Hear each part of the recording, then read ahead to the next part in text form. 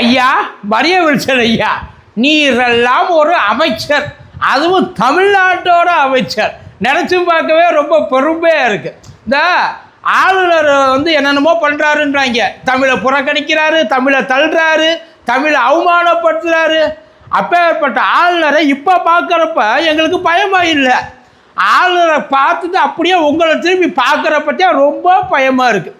ஆளுநரை விட ரொம்ப மோசமான ஆளாக இருப்பீங்க போலையே. என்ன சொன்னீங்க? என் மதம் எனக்கு கற்றுத்தந்ததை விட எந்த தமிழும் எனக்கு எதையும் கற்றுத்தர முடியாது. அதாவது தமிழை காட்டிலும் உங்கள் மதம் பெருசு. இது நாள் வரைக்கும் இந்த வெறுப்பை பரப்பிட்டு இருந்தாங்க தமிழ் மேலே, தமிழ்நாட்டு மேலே, தமிழ் மக்கள் மேலே. அவங்க எல்லாம் எவ்வளவோ தேவலைன்ற அளவுக்கு உங்கள் பேச்சு அருமையாக இருந்துச்சு. முறையாக சட்டசபைக்குள்ள மதத்தையும் மொழியையும் ஒன்றா இணைச்சி ஒரு பிரசங்கம். இதில் பியூட்டிஃபுல் விஷயம் என்ன தெரியுமா? இதெல்லாம் அவை குறிப்பில் ஏறி இருக்கு. அங்கே ஏறி இருக்க சபாநாயகர் இதையெல்லாம் அவை குறிப்புலேருந்து எடுக்கிறேன்னு எங்கேயுமே சொல்லலை. ஏன்னா அவருக்கு உங்களை சமாதானப்படுத்துறதுலேயே நேரம் சரியாக போயிடுச்சு. அப்புறம் எங்கேயாவது அவை குறிப்புலேருந்து எடுக்கிறது? இப்போ ஐயா விஜய் சார் இருக்கார், அவர் தான் சொன்னார், தமிழ் விட்டு கொடுத்துருவோமா, நமக்கு எல்லாமே முதல்ல தமிழ் தான், அதுக்கு அடுத்து தான் மற்றது எல்லாம். தமிழ்ன்றது என் தாய்க்கு ஈக்குவல். அம்மாவை பற்றி அசிங்கமாக ஒருத்தர் பேசிகிட்டு இருக்கார் அமைச்சர், பார்த்துக்கிட்டு சும்மாவே உட்காந்துருக்கீங்கள சார், நல்லாவா இருக்குதெல்லாம். அங்கனுக்குள்ளேயே முதல்ல அவரை கண்டிச்சிருக்கணும். ஒரு மினிமம் ஒரு மன்னிப்புனாலும் சொல்லியிருக்கணும். ஒரு பேச்சுக்கு சொல்கிறேன், இதே மாதிரி ஒரு பேச்சு கர்நாடகாலேயோ கேரளாலேயோ இல்லை வேறு ஏதாச்சும் ஒரு மாநிலத்திலேயோ ஒரு அமைச்சர் பேசிட்டு உட்கார்ந்துருக்க முடியுமா? இப்போ அவங்க பேசுனதுக்கு நீங்கள் பேசுகிறதுக்கு என்ன சார் வித்தியாசம்? அவங்களோட அந்த இதை ஒரு பேச்சுக்கு சொல்கிறேன். இப்போ நீங்கள் மத நம்பிக்கை எல்லாருக்கும் இருக்கிறது, அது அவனோட தனிப்பட்ட நம்பிக்கை. பட்ஜெட் தாக்கல் பண்ணுற போகிற நீங்கள் அந்த சபமாலையை தூக்கிட்டு வந்தீங்க, யாரும் எதுவும் தப்பாலாம் சொல்ல, ஏன்னா அது எங்களுக்கு தப்பாக தெரியலை. இப்போ ஆனால் அவங்க இன்னொன்று கேட்குறாங்க, ஏப்பா அவர் சபமாலையை தூக்கிட்டு வந்தார், ஒருவேளை நாங்கள் வந்து ராமர் சிலையவோ இல்லை வேறு ஏதாச்சும் ஒரு அடையாளத்தையோ எடுத்துகிட்டு வந்தால் நீங்கள் சும்மா விடுவீங்களா கேட்குறாங்க. அந்த கேள்விக்கு பதில் சொல்லலாம், அது உங்கள் நம்பிக்கை. இப்போ நாடாளுமன்றத்துக்குள்ளே பூசையை போட்டோம், அடிகள் நாட்டினோம், எல்லாத்துக்கும் வந்து ஓமம் வளர்த்தோம். நம்ம ஐயா போயிட்டு ராமர் கோயிலில் கலந்துக்கிட்டார், சிறப்பு இதுவாக கலந்துக்கிட்டார். அதில் பிரதமராக இருந்தாலும் அவங்களுக்கு ஒரு தனிப்பட்ட நம்பிக்கை, ஒன்று நல்லா இருக்கணும்னு நினச்சித்தான் அந்த வேலையை பார்க்குறாங்க. இப்போ ஒரு பேச்சுக்கு யாராச்சும் ஒருத்தர் பாசக எம்எல்ஏ ஒருத்தர் அவர் வந்து எந்திரிச்சு தமிழ்நாடு சட்டசபையில் பேசுகிறார், வர்ணாசிரமமும் சனாதனமும் கற்றுக் கொடுத்ததை எனக்கு கற்றுக் கொடுத்த காரணம் தமிழ் எனக்கு எதுவுமே சொல்லித்தரல, இந்நேரத்துக்கு கிழிச்சு தொங்க விட்டுருக்க மாட்டோம், செய்வோமா மாட்டோமா? இப்போ அவங்களுக்கு ஒரு நியாயம், இவங்களுக்கு ஒரு நியாயமா கேட்குறாங்கல்ல? அவங்க கேட்குறது நியாயம் தானே. நீங்கள் எனக்கு கிறித்துவம் எல்லாத்தையும் கற்றுக் கொடுத்து, அதாவது நீ நினைக்கிற மொழியிலெல்லாம் என்னால் பேச முடியாது, நீ நினைக்கிற மாதிரியெல்லாம் என்னால் பேச முடியாது, எனக்கு எது வருதோ அதை நான் பேசுவேன். எனக்கு நான் இப்படி பேசுறதுனால தமிழ் மேலே எனக்கு வந்து பற்றோ பாசமோ இல்லை அந்த உணர்வோ இல்லைன்னு நீங்கள் தேவையில்லாமல் பேசாதீங்க. உங்ககிட்ட இருக்கிற அதே உணர்வு என்கிட்டையும் இருக்குது. ஆனால் எனக்கு இப்படித்தான் வந்துச்சு, அதை சொல்லி அத்தோடு முடிச்சுருந்தான் முடிஞ்சு போச்சு. ஆனால் என்ன சொல்லியிருக்கிறாரு? என் மதம் எனக்கு கற்றுக் கொடுத்ததை விட இங்கே கொண்டாந்து கேட்டாங்களா? அப்போ எதை நீங்கள் தூக்கி பிடிக்கிறீங்க எங்களுக்குள்ள? எதை தூக்கி முதல்ல நீங்கள் யாரை நீங்கள் உங்கள் மதத்துக்காக உங்களை உள்ளே கொண்டாந்து இதுக்குள்ள இது என்ன இந்த இது போப்பாண்டவர் செலெக்ஷன் நினச்சிட்டு இருக்கீங்களா? அதெல்லாம் ஒன்று கூடி அதுக்கப்புறம் இந்த புகை போட்டு சொல்லுவாங்கல்ல, அந்த இடத்துக்கு எங்கே போகணுமோ அது அங்கே. ஒருவேளை உங்களுக்கு அது ஆசையாக இருந்தால் நீங்கள் அங்கே போய் போட்டி போட்டுக்கலாம். உங்கள்கிட்ட என்ன கேட்டாங்க எங்களுக்குள்ள? தமிழை நல்லா படிங்கன்னு. நாங்கள் தமிழும் படிக்க வராது, நம்பர்ஸும் வராது நமக்கு, அதையே நம்ம மாற்றி மாற்றி தான் படிப்போம். இதில் வேறு நான் 30-35 வருஷமாக நான் வந்து எஜுகேஷனலிஸ்ட்டாக இருக்கிறேன், அதாவது நான் வந்து ஒரு பெரிய கல்வி தந்தையாக இருக்கிறேன். அதைத்தான் அவர் சொல்ல வர்றார். நீங்கள் எதனால் கல்வி தந்தை ஆனீங்க? உங்கள் மாமனார் காலேஜ் கட்டினார், அதன் மூலியமாக நீங்கள் கல்வி தந்தை ஆகிட்டு, அப்படித்தானே? இப்போ ஐயா அப்துல் கலாம் இருக்கார்ல, அவரை விட பெரிய எஜுகேஷனலிஸ்ட்டாக நீங்கள்? அவரை விட பயங்கர அறிவு உள்ளவரா நீங்கள்? அவரை காட்டிலும் மாணவர்கள் மேலே அக்கறை உள்ளவரா நீங்கள்? அவர் போகிற இடத்துல என்ன ஐநா சபையில் போயிட்டு யாதும் ஊரே யாவரும் கேளுன்னார். இது அவர் சொன்னது. அப்துல் கலாம்லாம் எனக்கு ஒரு ஆளே இல்லை, நீங்கள் சொல்லுங்கள் பார்ப்போம். அவரை காட்டிலும் நாங்கள் தான் பெஸ்ட்டு, அவர் செஞ்சதெல்லாம் ஒன்றுமே கிடையாது, அவருக்கு ஒன்றும் தெரியாது சொல்லி கொடுங்க, ஒத்துக்குவோம். இதில் திமுரு பேச்சுகள் வேறு உங்கள்கிட்ட. அது சார் பேசுகிறதெல்லாம் தப்பு இல்லை, அதாவது நீங்கள் எதை பற்றி பேசியிருக்கணும் அப்படின்னா, என்னையே நீங்கள் தப்பாக பேசுங்க, தப்பு இல்லை. நான் பேசுகிற தமிழ் தப்பாகவே இருக்கலாம், ஆனால் என் உணர்வு தப்பு இல்லை, முடிஞ்சு போச்சு. அத்தோடு அவங்கள ஆஃப் பண்ணிட்டு உட்கார்ந்து வைக்கலாம். உங்களுக்கு இருக்கிறத விட ஒரு படி மேலே எனக்கு தமிழ் மேலே அன்பும் பாசமும் பற்று இருக்குது, அப்படி சொல்லி முடிச்சிருந்தீங்கன்னா எல்லாம் காலி. ஆனால் இதை கேட்டுக்கிட்டு பேச என்ன பண்ணுறது? சபாநாயகரும் ஒரு கிறிஸ்துவர், ஐயா ஜோசப் விஜயும் ஒரு கிறிஸ்துவர், ஐயா மரியா வில்சனும் ஒரு கிறிஸ்துவர். அதனால் அவங்களுக்கு இதையெல்லாம் எதிர்த்து கேட்குறதுக்கு ஒருவேளை ஜாலியாக இருக்குது அவர் பேசுனது. அவர் கிறிஸ்துவத்தை பற்றி தூக்கி பிடிச்சி சட்டசபைக்குள்ள முதல்ல அதை பேசலாமா? ஆனால் இவ்வளவு பேசிவிட்டு நெஞ்ச நிமித்திட்டு வேறு நிற்கிறேன். பக்கத்தில் ராஜ்மோகன் சார் இருக்கார், அவர் எல்லாத்தையும் வேடிக்கை பார்த்துக்கிட்டு இருக்கார். என்ன வேடிக்கை பார்க்குறீங்க? போகிற இடத்துல எல்லாம் தாய்மொழி, மூத்த மொழி, செம்மொழி எல்லாத்தையும் சொல்கிறீங்கல்ல, அது இப்படி சொல்கிறப்ப இப்படி அவர் அங்கே பேசுகிறப்ப மட்டும் உங்களுக்கு அவ்வளோ கோவம் வந்துச்சு, இங்கே பேசுகிறப்ப உங்களுக்கு அந்த கோவம் வரல.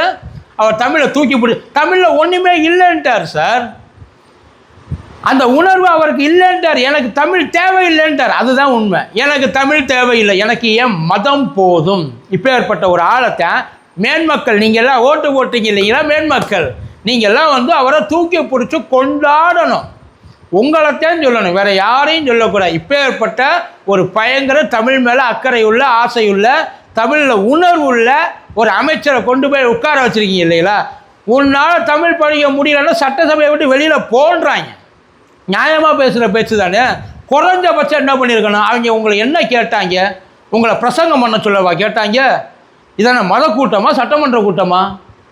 நீங்கள் அதெல்லாம் எங்கெங்கே எதை வைக்கணுமோ அங்கெங்கே அதை கொண்டு போய் வச்சிடணும். இப்போ யாரை துணைக்கி இழுக்கிறிய? சும்மா இருக்கிற இடத்த கலவரத்தை கிளப்பி விடுறதுக்கு இது ஒரு காரணம்.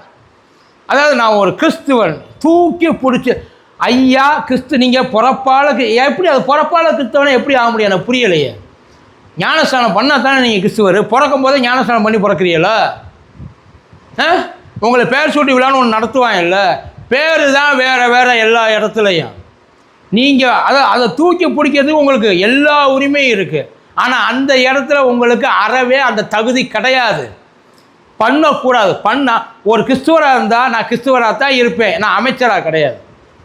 அவங்கள பேசுகிறது தப்புன்றாங்க, பேசுகிறது தப்பு தானே, அதில் எந்த உங்களுக்கு இதுவும் கிடையாது இல்லை, அதில் மாற்றுக்கிறது கிடையாது இல்லை. யாருக்காக பேசுறீங்க? இப்போ என்ன உங்களையெல்லாம் ஏசு அழைக்கிறான்னு சொல்லி உள்ளுக்குள்ளே சட்டமன்றத்தில் பேச புரியல, அதுக்கு அவங்கள உள்ளதுக்கி வச்சாங்க. எதை படிக்கணுமோ அதை படிக்கணும், எதை ஒழுங்காக படிக்கணுமோ, எந்த இடத்துல எதை பேசணுமோ அதை பேசணும். அதை விட்டுவிட்டு அதை அவர் துணைக்கு இப்போ ஆள் இழுக்கிறாப்புல, வேறு எதுக்காக அவர் உள்ளுக்குள்ளே உட்கார்ந்து இல்லை. இதில் பிறப்போக்கும் எல்லா உயிர்க்கும் இல்லையா, பிறப்போக்கும் எல்லா உயிருக்குமே என்ன சார் அர்த்தம்? பிறப்போக்கும் கிறிஸ்துவருக்கு மட்டும்தான் சொல்லியிருக்காங்க.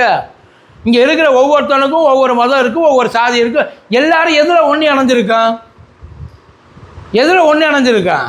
இப்போ எதுக்காக உங்கள் தமிழ்நாடு சட்டமன்றம் தானே அது, கிறிஸ்துவ கூட்டம் கிடையாதுல்ல அது. ஒருவேளை நீங்கள் அங்கே இதை பேசியிருந்தீங்க அப்படின்னா, அதுவும் ஏதாச்சும் ஒரு சர்ச்சில் உங்களை தலைவராக தேர்ந்தெடுத்துக்கிறாங்க, அந்த இடத்துல உங்களுக்கு தமிழ் சரியாக தெரியலன்னு எவனாச்சும் ஒருத்தன் சொன்னான்னா, இங்கே எனக்கு தமிழ் தேவையில்லை, பைபிள் எனக்கு என்ன சொல்லி கொடுத்துருக்கு, கிறிஸ்துவ எனக்கு என்ன சொல்லி கொடுத்துருக்கு, அதை நீங்கள் தாராளமாக பேசலாம். அப்போ கிறிஸ்துவ அன்பு இறக்கம்லாம் சொல்லி கொடுத்துருக்குன்னா, அப்போ மற்ற இதெல்லாம் என்ன சொல்லி கொடுத்துருக்கு? அடிக்க சொல்லி கொடுத்துருக்கா? கட்டை எடுத்து, உருட்டு கட்டையை எடுத்து சொந்தக்காரங்களை அடிக்க சொல்லி கொடுத்துருக்கா? கெட்ட வார்த்தையில் பேச சொல்லி கொடுத்துருக்கா? அப்போ அந்த அன்பு இறக்கம்லாம் எங்கே போச்சு? கேட்பாங்கல்ல எல்லாரும் கேள்வி, கேட்பாங்களா மாட்டாங்களா சார்? அதாவது இவர் தமிழுக்கும் அமுதென்ற பேர், அந்த தமிழ் இன்பத்தமிழ் எங்கள் உயிருக்கு நேர் பாடினாங்கல்ல. எதுக்கு பாடினாங்க? ஒன்றுமே, நீ தமிழை படிச்சியே இல்லையா? முதல்ல படிச்சிருந்தா, இந்த குறைஞ்சபட்சம் தமிழை படிச்சிருந்தா மினிமம் பிழை இல்லாமல் பேசியிருக்கலாம்ல. குறைஞ்ச ஐயா அங்கங்கே நீங்கள் வார்த்தைகள் நீங்கள் கலந்து பேசலாம், ஒன்றும் தப்பெல்லாம் கிடையாது, இயல்பாக நீங்கள் பேசலாம். ஆனால் இயல்பாக பேசுகிறது இயல்பாக இருக்கிறவங்களுக்கு புரியணும்ல. நீங்கள் பேசுகிறதுல எங்கேயாச்சும் ஒரு இடத்துல தான் தமிழ் ஈடுபாடுக்குள்ளே சிக்கி வருது, அதைத்தான் சொல்கிறாங்க. அது சரியில்லைன்றாங்க. அது ஆமாம் இல்லை பேசணும்ல. போயிட்டு கேட்டு பாருங்கள், உலகத்தில் எல்லா இடங்கள்லையும் போய் கேட்டு பாருங்கள். நயாகராவில் உங்களை அன்புடன் வரவேற்கிறது எழுதி வச்சிருக்கிறாங்க தமிழில். ஏன் எழுதி வச்சாங்க? உலகத்தில் மூத்த தொன்மையான மொழி. அது வெறும் மொழி மட்டும், கம்யூனிகேஷனுக்கு மட்டும் கிடையாது. இதை உங்கள் தலைவர் சொல்லியிருக்கிறார், நான் சொல்லலை. கம்யூனிகேஷனுக்கு மட்டும், வெறும் ஒலி மட்டும் கிடையாது இந்த தமிழ் மொழி. அதுக்கு மேலே நிறையா இருக்குது, கணக்குகள் இருக்குது, விட்டு பாரம்பரியம், நம்மளோட பண்பாடு, கலாச்சாரம், இது அத்தனையும் உள்ளுக்குள்ளே அடக்கி உட்காந்துருக்கு. அதை நீ ஒன்றுமே இல்லைன்னு சொல்லி காலையில் நசுக்குவ, வேடிக்கை பார்த்துட்டு உட்காந்துருப்பாங்க எல்லாரும். கேட்குறாங்களா, பதில் சொல்லுங்க. ஆனால் இது எதுவுமே நடக்கலை, இது ஒரு பெரிய விஷயம் இல்லைன்ற மாதிரி பேசிட்டு போயிடறாங்க. இவர் வேறு ஏவா வேலு வேறு சப்போர்ட்டுக்கு வர்றாரு. இருமொழி கொள்கை, அதனால் கலந்து போய் இருமொழி கொள்கைன்னா, அந்த இருமொழி கொள்கைன்றது ஆட்சி மொழி எது? அலுவல் மொழி தான் இருமொழி கொள்கை. ஆட்சி மொழி எது? என்ன பேசணும்? கர்நாடகாவில் ஒருத்தர் உட்காந்து இப்படி பேசிடுவானா? பேச விட்டு சும்மா உட்காந்து இந்நேரத்துக்கு பதவியை விட்டு தூக்கி இருப்பாங்க.